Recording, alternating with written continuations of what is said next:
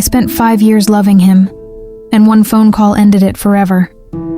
My ex and I were together for 5 years, and when I say 5 years, I don't mean the kind of relationship that just drifts in and out of your life without leaving much impact. I mean the kind where every single part of your routine, your habits, your identity, and even your future plans are quietly built around another person until one day they're gone, and you suddenly realize you don't fully recognize your own life anymore.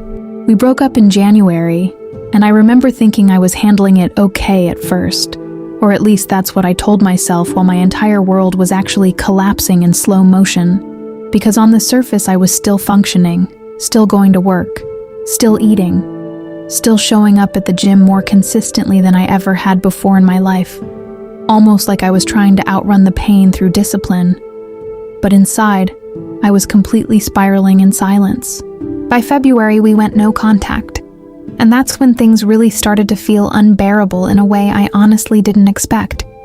Because no contact sounds simple when you say it out loud, but in reality it feels like withdrawal from something your entire nervous system has been addicted to for years. And every day felt like I was actively choosing not to reach for the one person my brain still associated with comfort, even though that comfort was no longer available to me. And even though I was doing all the right things, gym, food, structure, routine, I was still holding on to this very quiet, very dangerous hope that maybe, just maybe, he would eventually change his mind, or realize what we had, or come back when things calmed down. And that hope was the only thing keeping me emotionally stuck in place, even while I was physically moving forward. Those 2 months of no contact were honestly hell, in a way that is hard to explain to someone who hasn't lived it, because it wasn't just missing him. It was the constant mental loop of replaying memories, conversations, arguments, good moments, bad moments, everything mixed together into this obsessive mental highlight reel that I couldn't shut off, no matter how tired I was. There were nights where I would lie in bed feeling like I had survived the day, but not actually lived it, just endured it. And I would wake up with this immediate sinking feeling in my chest, because for a split second, I would forget the breakup had happened. And then reality would hit me again like it was happening for the first time all over. I kept telling myself I was healing, but really, I was just waiting, and that waiting was disguised as productivity, as self-improvement, as moving on, when in reality I was still emotionally anchored to someone who wasn't coming back. And what made it worse was that I was also starting to question myself more and more, wondering if maybe I wasn't enough, or if I had done something wrong, or if I had missed my chance to be the version of myself he would have stayed for. And that kind of thinking slowly erodes your self-worth without you even noticing it happening in real time. So eventually, after weeks of this internal war, I did the thing I told myself I wouldn't do. I called him. When I called him, I didn't know what I was expecting. Maybe clarity, maybe reassurance, maybe even a small sign that he still cared in the same way I did, or at least cared enough to make me feel less crazy for still feeling so much. But what I didn't expect was that we would talk for hours, until the sun literally started coming up, like the world had paused just long enough for us to unpack 5 years of emotional weight in a single night that felt both familiar and completely unfamiliar at the same time. We cried, we laughed, we caught up on everything we had missed, we apologized for things we had both carried silently, and for a moment, it almost felt like stepping back into a version of the past that no longer existed, but still somehow lived vividly between us. And in the middle of all of that, I found myself listening to him talk about his life after the breakup, how he had been seeing other girls. Not anything physical or serious in his words, just dating, meeting people, trying to move on in his own way. And I remember sitting there trying to process that while still sounding calm on the outside, because I had been sitting in silence, missing him, thinking about him constantly, while he had already started exploring new connections in the world outside of us. And even though I had also gone on a date once, I knew immediately that it wasn't anything real for me. I left it because it didn't feel right.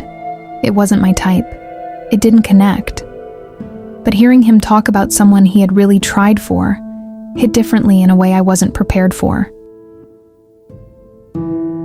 There was one girl he talked about in particular, someone he had only been seeing for a couple of weeks but clearly had strong feelings for, and he described her in a way that made something inside me quietly collapse, because she was exactly the type of person I always wondered if he would ever show up for.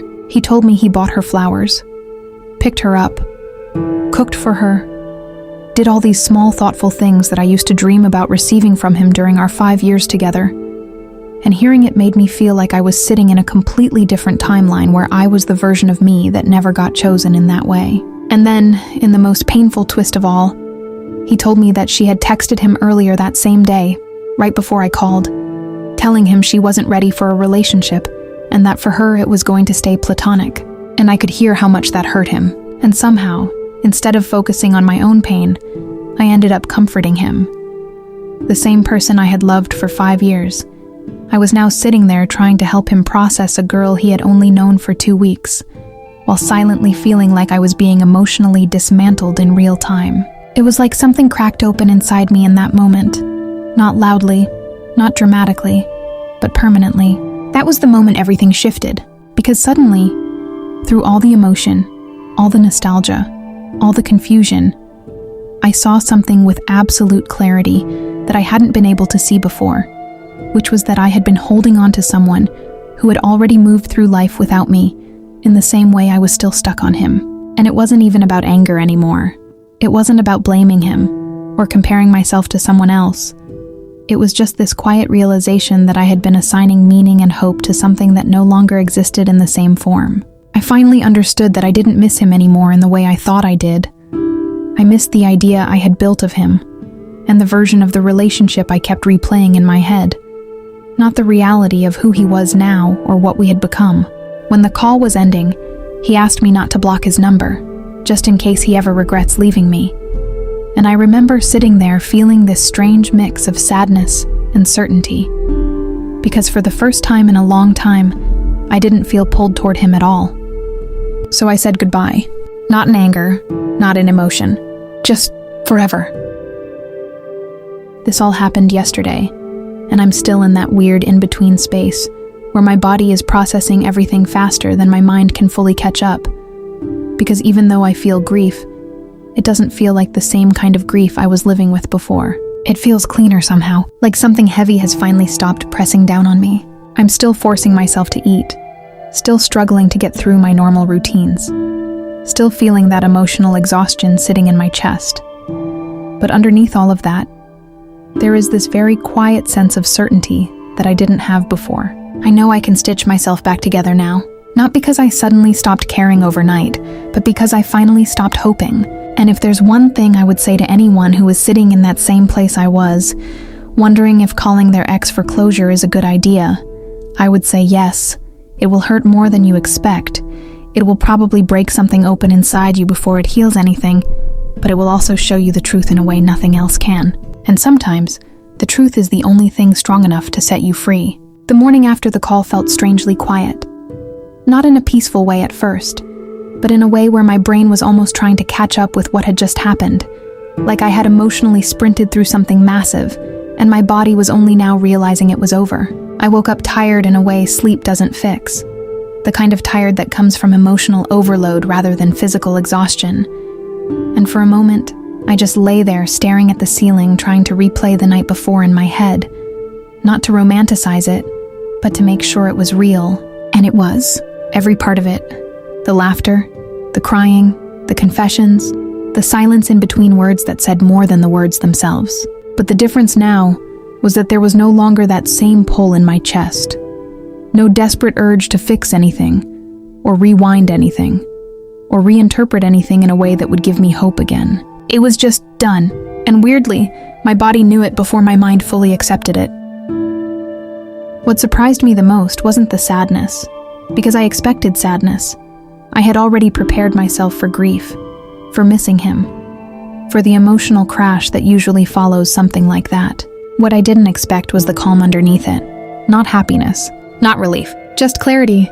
It was like my brain had been stuck in a constant loop for months, spinning between maybe he'll come back, and maybe I should wait, and maybe I should have done something differently, and suddenly that loop just stopped. No more maybe, just reality. And reality was strangely quiet compared to the emotional noise I had been living in for so long. I found myself doing simple things like making coffee, folding laundry, replying to messages, and for the first time in a long time, I wasn't doing them while simultaneously thinking about him in the background of my mind. He wasn't gone from my memory, but he was gone from the center of it. There were moments where grief still hit unexpectedly, like small waves instead of a storm. Moments where I would remember something random, like a joke we used to share or a place we went together, and my chest would tighten for a second before releasing again. But even those moments felt different. Before, those memories used to pull me backward. Now they just passed through me. There was no chasing them anymore, no attachment to them. And I think that's when I started realizing that healing isn't when you stop remembering someone. It's when remembering them stops controlling you. I still had to force myself to eat properly. I still felt drained at work. I still had that lingering emotional heaviness in my body. But it wasn't suffocating me the same way it had been before the call. It was just there and slowly fading. By the time another day passed, something important had settled inside me. Not dramatic, not loud, just certain. There was no scenario anymore in my mind where I would take him back. Not because I hate him, not because I'm trying to be strong, but because I've seen the full picture now. Not just the version of him I loved, not just the memories I held on to, but the reality of who we are when we're no longer trying to be something together. And I can't unsee that. He is not my future anymore. And I am not waiting to become his. What's left now is adjustment, rebuilding. Small daily steps that don't feel exciting but feel real. Like eating even when I don't feel like it. Going to work even when I feel heavy. Letting time do what it always does even when I want it to move faster. And maybe the most important part of all this is that I finally understand something I didn't before. Closure isn't something someone gives you. It's something you eventually stop needing from them. And I think I just got mine.